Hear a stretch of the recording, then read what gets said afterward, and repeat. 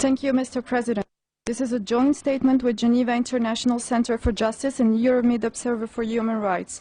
65 years have passed since more than 6 million Palestinians were displaced to make way for the State of Israel, and another 800,000 displaced following the Israeli military occupation of the West Bank and Gaza.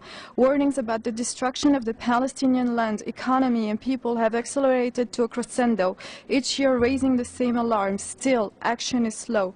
Until this day, uncountable reports have been issued by various affiliates of the United Nations and the European Parliament, as well as human rights organizations deploring Israeli war crimes and violations regarding legalized discrimination against Palestinians, Israeli abuse of water resources, expansion of settlements, the illegality of the siege on Gaza, the demolition of Palestinian homes, and the deplorable condition of prisoners, including the arbitrary arrest of minors and the right of return of all Palestinian refugees. The overwhelming majority of the UN General Assembly supports the creation of a Palestinian state on pre-1967 borders. Additionally, the UN's September 2011 report concluded that a fundamental rolling back of the occupation is now essential.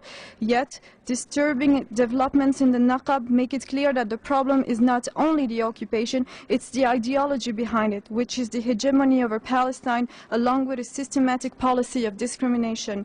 Despite its awareness of the ongoing human rights violations, the European Union has so far served to fund the occupation, although Article 2 of the EU-Israel Agreement states respect of human rights as a precondition for cooperation. It is time that the European Union and all members of this Council pass from words to action and send a clear sign to Israel that it can no longer violate human rights without impunity. In conclusion, Mr. President, the number of resolutions and statistics that condemned, deplored, and rejected the Israeli violations over the past decades have been uncountable.